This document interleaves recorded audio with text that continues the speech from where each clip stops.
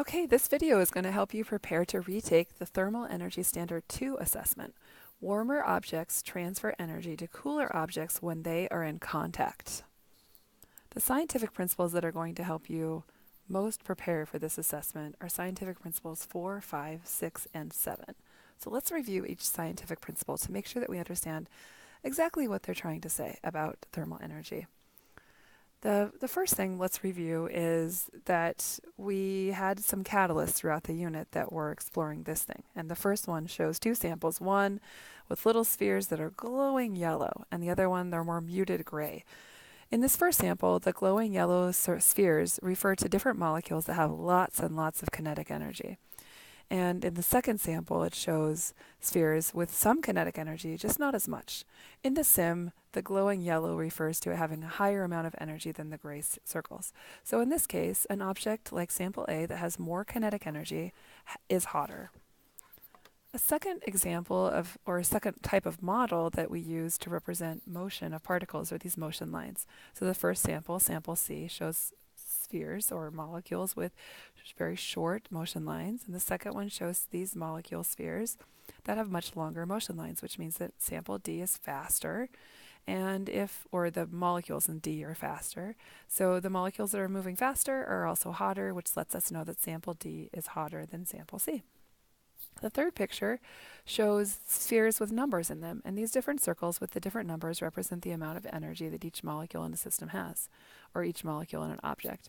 One thing to point out here is that you'll notice that they're not all exactly the same temperature.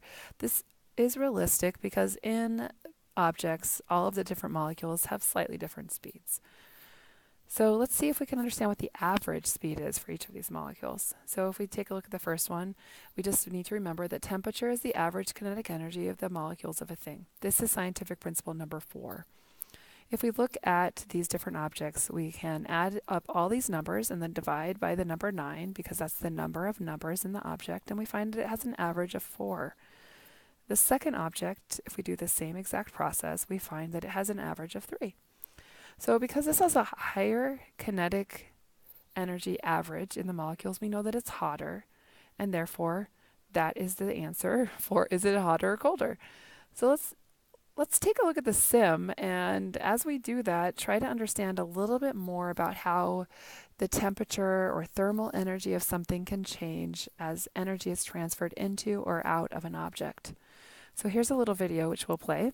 And as we're watching this video, we can see that there's two samples, sample A and sample B.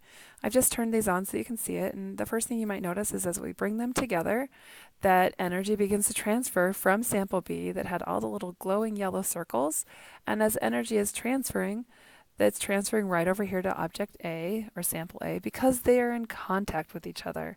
And they will continue to transfer until there's no longer a difference in the temperature between the two objects. We're getting very close on that. We can see we're almost slowing down. They're almost exactly the same temperature. This one is at almost there. There we go, 50. And you'll notice that when they were both the same temperature, the arrow went away because it was no longer transferring energy from sample B to sample A. Let's take a look at a couple of screenshots that can help us see what's happening.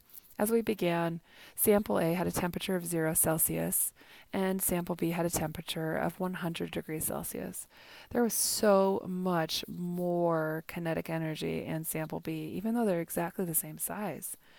And that is because the temperature is so much hotter, and when objects have more kinetic energy, their temperature is higher. So the thermal energy of this first object at the beginning was 225 kilojoules. And sample A had only 5 kilojoules of energy. So altogether, the system had 230. As they began to transfer, this one here, about halfway through, had a thermal energy of 54.7 kilojoules. And object B, or sample B, had a thermal energy of 175.3 kilojoules. But if we add those two numbers together, again, we see 230 kilojoules of energy. Even halfway through the energy, even as the energy process is happening, the amount of energy in sample B and sample A can still be added together to be 230. This trend continues. By the time we are at the very end of the system, we now see that the temperature of both sample A and B is identical. They're both at 50, so energy has stopped transferring. And the thermal energy of object 1, or sample A rather, is 115 kilojoules. And sample B, it's exactly the same, 115 kilojoules. If you add those two numbers together, you get 230 kilojoules. That's the total energy of the system. At the beginning, we had 230, and at the end, we still have 230. This is a picture that just shows how the temperature has changed. It started off at 0 and 100, and then at the end, they're both exactly the same. As energy transfers from one object to another, it can't be lost. As we were reading this article about how air conditioners can make cities hotter, which is kind of surprising, we read through the whole thing and annotated it, but for now, for this review video, I'd like to just look at paragraphs 5, 6, and 7, and I'd like to pull out a couple of quotes. So 2 quotes that I want to review is the first one says, "The air inside and the air outside are 2 parts of one system," just like in our sim.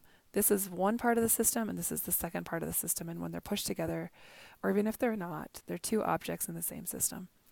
So the quote goes on to say, "They're connected by the air conditioner. Changes in one part of the system affect the other part." And so we understand that as one part of the system changes, the other part of the system changes in response to that change from the first part. The second paragraph or sentence from the reading that I'd like to review is, how does that transfer actually happen? Molecules are always moving, and when they collide with one another, kinetic energy is transferred from one molecule to another.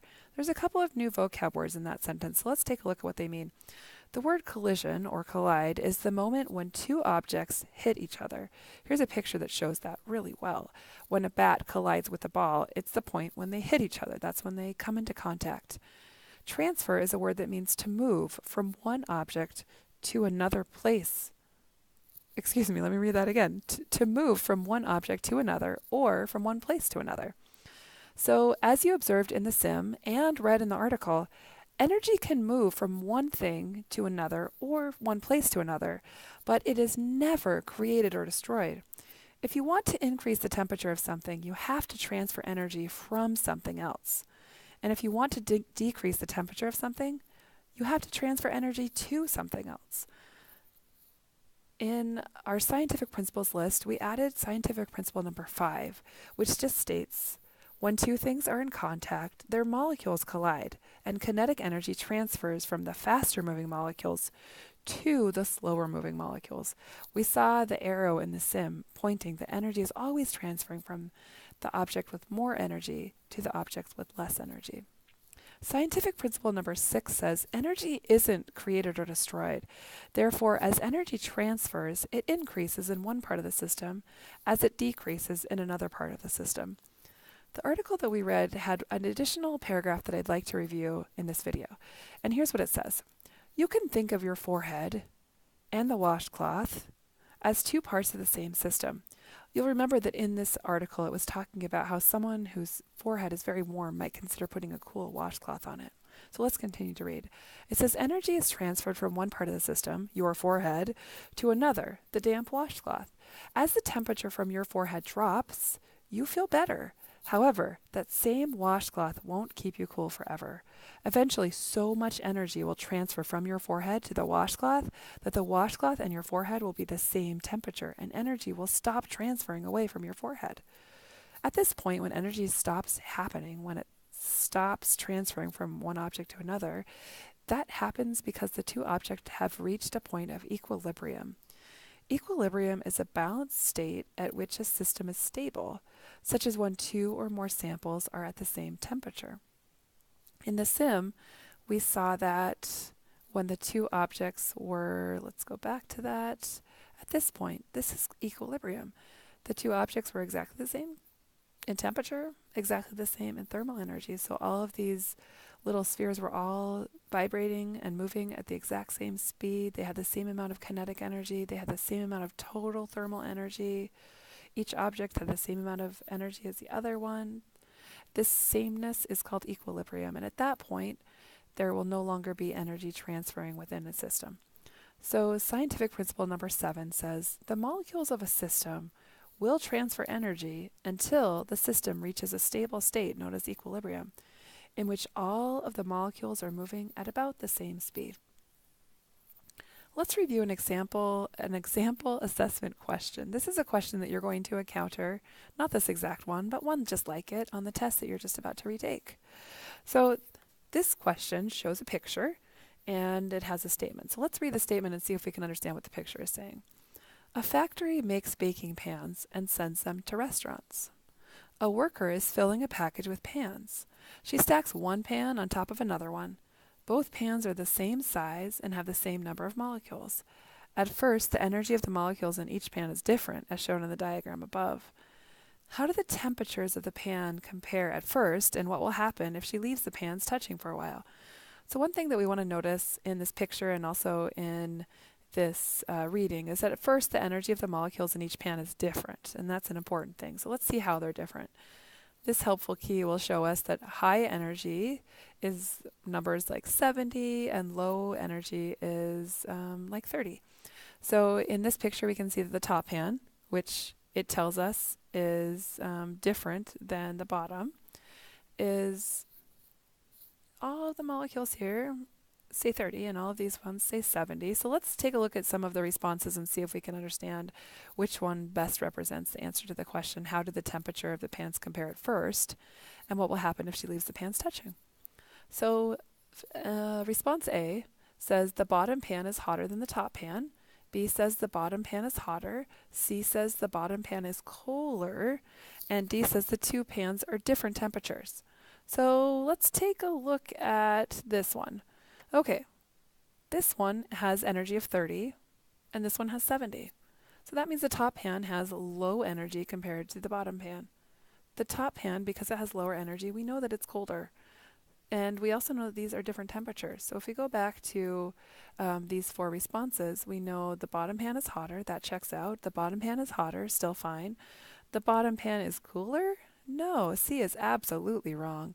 The last one says the two pans are different temperatures, which is true. And so we can look at question A, B, and D as possible responses that we could choose. D or C is wrong because the bottom pan is hotter. Something else that question D says, it says both kinetic energy and cold energy will transfer between the molecules in the two pans until both pans reach the same temperature. So kinetic energy and cold energy. Let's take a look at this word. We know kinetic energy is the energy of motion, but cold energy, that's not a thing. Energy can't be cold or hot. The energy is about something being able to change something or to move. So kinetic energy is the energy of movement. And we know the thermal energy, which talks about heat, not cold or hot, but thermal energy, is just telling us all the energy in an object. So we know cold energy, that's just not a thing. So if you come across a question that says something like cold energy, it's just trying to mess you up. Don't choose something like that. Okay, so we know C and D are completely out. So let's look at the differences between A and B. They both start off saying the top pan is hotter, and then this one goes on to say the bottom pan will transfer energy to the molecules in the cooler top pan. Okay, so let's take a look at the picture. The bottom pan here is hotter, so is it going to transfer energy to the top pan? Okay, well, yeah, I think so. The bottom pan will transfer energy to the molecules in the cooler top pan. That's fine. So B says the cooler top pan will gain kinetic energy. Yeah, that's okay too. The top pan is cooler, so it is going to gain kinetic energy. But this one goes on to say until its molecules have an energy of 70. And this one says, or A says, until both pans reach the same temperature. So we know that all of the molecules in the bottom pan start out at 70. And this one says the cooler pan is going to gain kinetic energy until its molecules have an energy of 70. But when I look at the picture, I can see that what I really think is going to happen is that the bottom pan, which starts out to 70, is going to transfer energy to the top pan, which means it's no longer going to be at 70. It'll be a little cooler, like 60 or 50, whereas the top pan is going to gain energy from the bottom pan, so it's going to get a little warmer, like 40 or 50, and it's going to transfer until they're all exactly the same temperature. The top pan can't get to 70 because the bottom pan can't transfer all its energy to that, and it can't get energy from something else. So the entire system has to have an equilibrium temperature or energy level of about 50. Whereas question or response rather, response A is kind of making it seem like the pans are going to reach the same temperature. And this one, B, says that they're going to reach an energy level of 70. And I know it can't reach an energy level of 70, so I think A has to be the most correct answer. This ability to be able to look at each response and stick with it until you know the answers which are wrong and are right is the best way to score well on a multiple choice test, or more specifically, to be able to show your teachers what you actually understand. So as you're taking the assessment, if you want scrap paper to write notes like I've done on this, that could be a really helpful strategy to help you do well. Okay, good luck.